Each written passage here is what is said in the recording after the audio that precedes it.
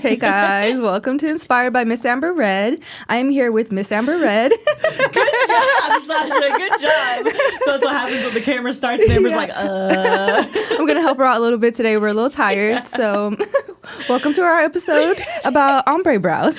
Sasha is the best. What do you call yourself? The best? Wingman. Oh. She's like, I call myself the best. Oh, I'm a wing woman. But what'd you say? Co-host. Co-host. Yeah, there we go. There we go. Oh my gosh. We want to talk about eyebrows today. Sasha, how long has it been since I tattooed your eyebrows? 2 years now. 2 years? The touch-up was a year ago. Okay. And then the first session was 2 years ago. Cool. Yep. So eyebrows, I think sometimes in the industry, a lot of people, it's like they I don't want to say force. I'm not good with my words. They tell people to come back every year, or they tell people to come back a little too often, like more often than what I personally would recommend. So my view on that is. Oh, I could go so many places with this. But my view on that is I don't want to see somebody. So once I've done your initial procedure, I want to see you one time, maybe not, for a touch-up 10 weeks after. Mm-hmm. And then I don't want to see you any sooner than a year. I think Sasha probably knows because we get people that text and they're like, da-da-da-da-da. And I'm like, no. I'm like, when was the last time she was here? And I'll look and I'm like, 9 months. And I'm like, I know her eyebrows. They are full of color and she does not need a touch-up. Tell her to wait or tell her I'm busy until like July. Yeah, even when clients come in, I'm like, I'll run to the back. I'm like, Amber, they don't need nothing. Yeah, they don't need a they're there. Yeah, so I think sometimes clients can get a little obsessive with wanting. Some people like that fresh look. I like that fresh look, so I get it. But it doesn't take the place of like topical makeup, right? So, because even sometimes, like your brows are tattooed. Do you have makeup on them today? Nope. You don't have no makeup on them today. Nope. So, because sometimes she puts makeup on them. I can never tell if she put makeup on them or not. The only time I do put makeup is if I'm going out and I have like a full lash and full makeup, full beat. But other than that, yeah, I don't do it. I don't need it. Yeah, no, they look good. Yeah. I don't think you need it. You probably don't need anything for at least another year. Yeah. Like, they look really good. Like, it's full saturated all out there. Mm-hmm. So, some of the ways that we achieve, like, longer-lasting results, I would say that is a little bit different. I think the industry is starting to warm up to larger shaders and things like that. But they're still very much so doing powder brows with the smaller needles. They're doing whip shading. And there's nothing wrong with that. But just in, like, reality, if we just look at the big picture, that stuff will never hold up as long as a shader will.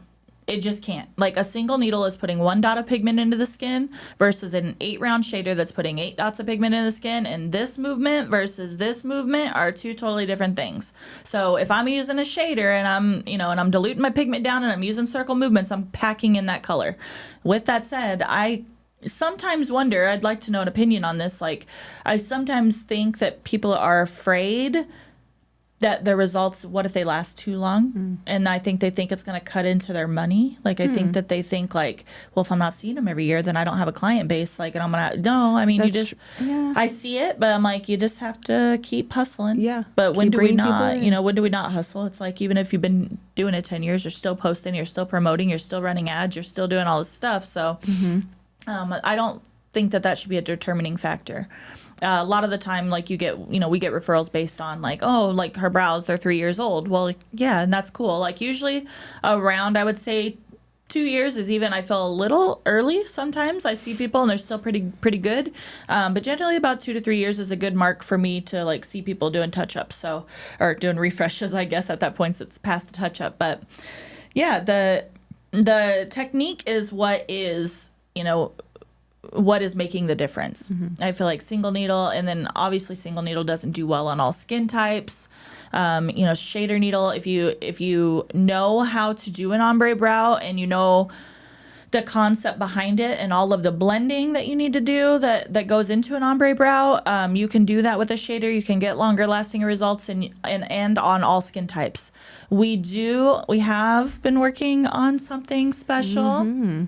that we have not talked about yet. I don't know if we should talk about it just yet, but something that is going to make a lot of artists' lives a lot easier, I think, and their clients a lot happier. So I think maybe that's all I'm going to say on that. But hint, hint, it has to do with this episode. There might be a link in the description. There might be a link in the description. We'll see.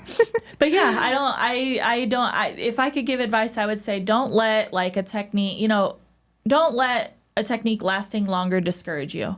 Don't get discouraged if you were just taught one way to do eyebrows and that is with a single needle and all you know how to do is whip shading. I do think it's important to know like whip shading, pointillism, shoveling, pendulum, circles. The list goes on, because during an eyebrow, sometimes, I'm like shoveling, I'm circling, I'm pointillism, but it's all also too knowing to see how much color is in the skin, which is really important for ombre brows specifically, as well as because seeing how much color in the skin can be difficult, especially if the skin gets red. Your skin didn't really get red though. No. When we did them. And I didn't really bleed either. No. The second time I think I did a little bit, but yeah. Yeah, it was good. I think sometimes I'll get excited because I'm on the flip side. I always use single needle. I always use dilution, and that's how I get my ombres. It's by diluting the pigment at different levels. But sometimes I'll get excited. I'm like, ooh, I'm going to do a single needle on the front of these, and it's going to be so pretty. And I'll go to do it, and I'm like, no, I ain't. The second the skin starts bleeding excessively, I'm not going to use that needle on that skin type. You're causing extra trauma for no reason. When you can dilute the pigment down, you literally can use a 25% pigment and 75% dilution, get a wash of color. It'll be done in literally 20 seconds versus trying to layer with that single needle again and again and again. You're just tearing up that skin. I don't think our touch-up session, with you, we filmed your touch-up. Yeah. And I didn't really think I needed a touch-up. We did it because of the filming. Yeah, we did it because of the filming. They looked really good still, but I enjoyed the fresh look. I do. And I think but I didn't really need it. Did we do your touch-up? Was it a year later, though? It was a year later. It was a year later. But I was still good at that point. Yeah, I think so, too. Yeah. So Sasha took one for the team. Yeah. I'm like, shoot, by Miss Amber Ray, get me on the table. Let's do it. Can't pass that up. Oh, my gosh.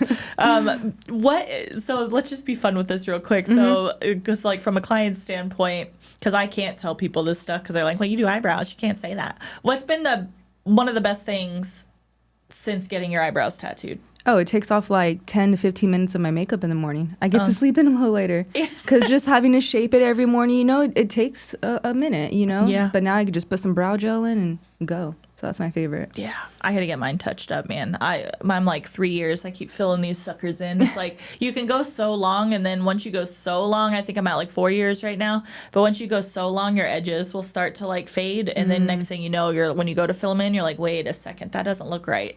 So I always tell people that's how they'll kind of know, especially if it's time. You never want that shape to go completely away. The shape goes completely away. It's you're starting over, and then you're more than likely looking at a follow-up session after that if there's no color to layer on top of. But yeah, I really love doing ombre brows with dilution. I think it's the best way to do ombre brows. When you get your brows done, are you doing a full powder or are you doing ombre?